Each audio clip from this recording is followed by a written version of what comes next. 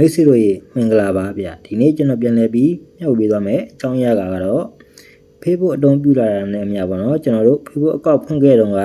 Facebook စကားပတ်ကိုမမှတ်မိတော့ဘူးဆိုရင်ကျွန်တော်တို့အနေနဲ့အလွယ်တကူပြန်ကြည့်လို့ရတဲ့အနေအထားလေးကိုပြန်လည်ပြီးမျှဝေပေးသွားမှာပဲဖြစ်ပါတယ်ဗျဒါဆိုရင်ဘယ်လိုမျိုးကြည့်ရမလဲဆိုတာကိုကျွန်တော်နဲ့အတူဗီဒီယိုလေးကိုအစားဆုံးကြည့်ပြီးတော့လေ့လာကြအောင်ပါဗျဒါဆိုရင်ကျွန်တော်တို့အနေနဲ့ Chrome software ကျွန်တော်ကတော့ Chrome ပေါ့နော်မိတ်ဆွေရဲ့ဖုန်းထဲမှာ Chrome software မရှိဆိုရင်ကျွန်တော်အနေနဲ့ browser ကိုအသုံးပြုပြီးတော့လည်းကျွန်တော်တို့ကြည့်လို့ရပါတယ်ဒါဆိုရင်ကျွန်တော်ရတော့ Chrome software ကိုအသုံးပြုပြီးတော့ပြပေးမှာပဲဖြစ်ပါတယ်ဗျဒါဆိုရင်ကျွန်တော်အနေနဲ့ Chrome software တွေကိုတစ်ချက်ဝင်ပေးရမှာပဲဖြစ်ပါတယ်ဗျ Chrome software တွေကိုရောက်ပြီဆိုတော့ကျွန်တော်အနေနဲ့ညာဘက်တော့မှရှိတဲ့ပေါ့နော်အပေါ်ဆုံးမှာရှိတဲ့အဆက်လေးတုံးသက်ကိုတစ်ချက်နှိပ်ပေးရမှာပဲဖြစ်ပါတယ်ဗျ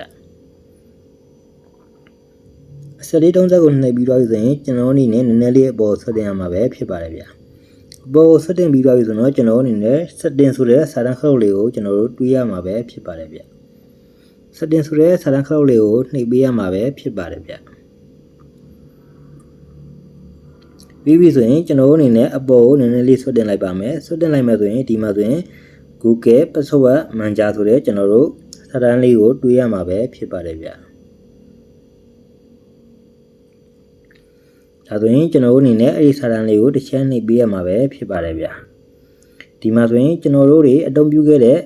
password တွေအားလုံးကဆိုရင်ဒီမှာပြန်ကြည့်လို့ရမှာပဲဖြစ်ပါတယ်ဗျဒီမှာဆိုရင်ကျွန်တော်ကတော့ Facebook account နှစ်ခုတုံးထားတာဖြစ်တဲ့အတွက်ပေါ့နော်ဒီမှာဆိုရင်ဒီနေရာမှာ2 account ဆိုပြီးတော့ကျွန်တော်တို့ပြနေမှာပဲဖြစ်ပါတယ်ဗျဒါဆိုရင်ကျွန်တော်အနေနဲ့အဲ့ထဲကိုတစ်ချက်ဝင်ပေးရမှာပဲဖြစ်ပါတယ်ဗျဒီလိုမျိုးဝင်လိုက်မယ်ဆိုရင်မိတ်ဆွေတို့ရဲ့ဖုန်းထဲမှာ lock screen ခရမယ်ဆိုရင်ကျွန်တော်အနေနဲ့ lock screen နံပါတ်ကိုကျွန်တော်တို့ရိုက်ထည့်ပေးရမှာပဲဖြစ်ပါတယ်ဗျဒီမှာဆိုရင်ကျွန်တော်တို့ဖွင့်ခဲ့တဲ့ Facebook account နှစ်ခုမှာဆိုရင်ဒီမှာဆိုရင်ကျွန်တော်အနေနဲ့ကိုယ့်ရဲ့စကားဝတ်ကိုပြန်ပြီးတော့ကြည့်ကျင်တယ်ဆိုတော့ကျွန်တော်အနေနဲ့ဒီဘေးမှာရှိတဲ့မျက်လုံးပုံစံလေးကိုဖွင့်ပြီးတော့ကြည့်လို့ရမှာပဲဖြစ်ပါတယ်ဗျအပေါ်ကတကောက်အောက်မှာလည်းတကောက်ပေါ့နော်ဒီမှာဆိုရင်ကျွန်တော်အနေနဲ့ကိုယ့်ရဲ့စကားဝတ်ကိုပြန်လဲပြီးတော့ကြည့်ကျင်တယ်ဆိုရင်တော့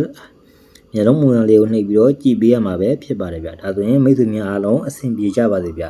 အခုလိုမျိုးဗီဒီယိုလေးတွေကိုကြိုက်နေတတ်တယ်ဆိုရင်ကျွန်တော်ရဲ့ YouTube channel နဲ့ Facebook page လေးကိုလည်း like and subscriber နဲ့ပေါ့နော် follower လေးလုပ်ပြီးတော့အားပေးကြပါအောင်လို့ကျွန်တော်အနေနဲ့မြစ်တာရက်ခိုင်းနေပေါ့နော်ဒီနေ့မျှဝေပြီးတော့တဲ့အကြောင်းအရာလေးကတော့ဒီလောက်ပါပဲဗျ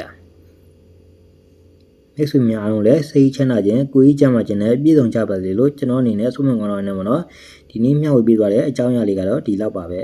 အားလုံးပဲဘိုင်ဘိုင်ပါဗျ